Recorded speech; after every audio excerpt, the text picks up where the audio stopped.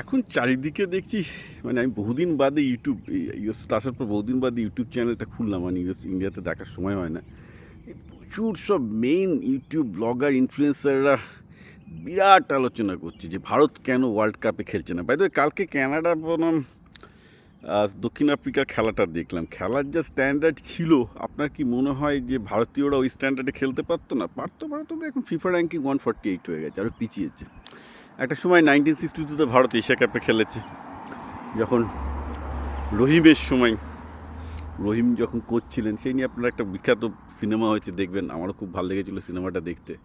যে সময় ভারত অলিম্পিকে প্রায় ব্রোঞ্জ মেডেল পেতে চলেছিল, এশিয়া কাপে চ্যাম্পিয়ন ছিল, রাইট? সাউথ কোরিয়াকে 2-1 গোলে হারিয়েছিল।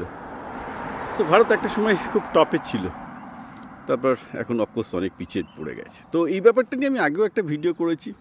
তো বিভিন্ন জনের বিভিন্ন রকম বক্তব্য শুনলাম। একজন বলছেন যে আরে সালা, ইন্ডিয়াতে ফুটবলের পেছনে কম খরচ হয় না? ইন্ডিয়াতে এই যে প্রিমিয়ার লিগ, তার পেছনে 3000 কোটি টাকা টোটাল স্পন্সর মিলে। অর্থাৎ ভারতীয় ফুটবলেও 3000 কোটি টাকা আসছে, কিন্তু তারপরেও খেলতে পারছে না। যেখানে সব এইসব দেশগুলো বোধহয় সব মিলিয়ে 100-200 কোটি টাকাও তুলতে পারে না তাদের ফুটবলের জন্য, কিন্তু তারাও খেলছে। তা পার্থক্যটা কোথায়?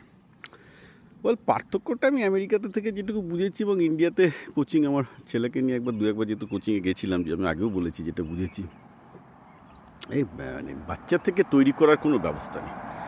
তো ব্যাপারটা কী হলো, যে বলছে যে 3000 কোটি টাকা খরচ করেও ভারতবর্ষে কেন ফুটবল বিশ্বকাপে খেলতে পারছে না, এটা হচ্ছে সেই অভিভাবকদের মতো। দাদা অ্যালেনে দিলাম, অ্যালেন হচ্ছে সবচেয়ে ভালো কোচিং, রাইট? নাই ফিজিক্স চালাতে দিলাম, সব কোচিংয়ে দিলাম, ছেলের পেছনে মাসে 2 লাখ 3 লাখ টাকা করে খরচ করলাম যেই অ্যাডভান্সের জন্য।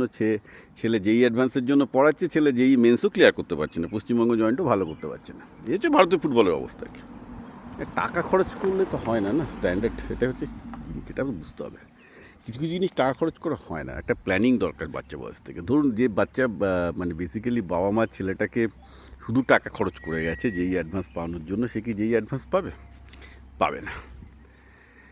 কেন পাবে না? তার কারণটা হচ্ছে কি, যে বেসিক্যালি তৈরি হয়নি ওই লেভেলে খেলার জন্য। তার পাসিং, তার রিসিভিং, তার ফিজিক, তার স্পিড, তার স্ট্রেংথ, তার ফুড, কোনোটাই তৈরি হয়নি। এরকম যারা যেই অ্যাডভান্সে পাচ্ছেন, একই ব্যাপার। ছোটোবেলা থেকে যে ব্রেনের মাসেলটা ডেভেলপ করা দরকার, যে ফিজিক্স, ম্যাথস, কেমিস্ট্রি কনসেপ্টগুলো ডেভেলপ করা দরকার, যেভাবে সায়েন্সটা পড়া দরকার, পড়েনি। আমি তো বারবার করে বলি, এইসব সিবিএসসি, আইসি, ওয়েস্ট বেঙ্গল বোর্ড নিয়ে এত চেঁচামেচি চারিদিকে, অথচ এইসব বোর্ডের যেসব সিলেবাস, ম্যাথ বা সায়েন্স, ওসব পড়লে কেউ জয়েন্টে পাবে না কোনো দিন। মানে যেই অ্যাডভান্সে জীবনে ভালো করবে না, কারণ কোনো ক্রিটিক্যাল থিঙ্কিং ডেভেলপ করছে না, সায়েন্সের ভেতরে ঢুকতে পারছে না, ম্যাথসটা অ্যানালিটিক্যালি শিখছে না। এই ফুটবল হতে যে যে যে লেভেলে খেললে আর কি ওয়ার্ল্ড কাপে তারা খেলতে পারবে, ছোটোবেলা থেকে কোনো ইন্ডিয়ান যারা ট্যালেন্ট, তারা সেই ট্রেনিংটা পাচ্ছে না।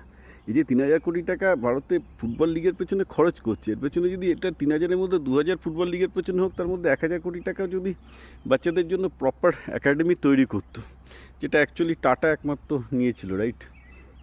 টাটা ফুটবল একাডেমি যেটা করেছিল, তো ওই রকম টাইপের যদি ভারতবর্ষ এরকম 10-20টা ভালো একাডেমি তৈরি হতো বাচ্চাদের ছোটোবেলা থেকে একদম সায়েন্টিফিক্যালি ফুটবলে ট্রেনিং দেওয়ার জন্য, 10-12টা দরকার, একদম ছোটোবেলা, মানে একদম 6-7 বছর বয়স থেকে ট্রেনিং দিতে হবে, তবে কিছু হতে পারত। এই মানে ফুটবল লিগের পিছনে 3000 টাকা খরচ করে কোনোদিন ভারত ওয়ার্ল্ড কাপে খেলতে পারবে না।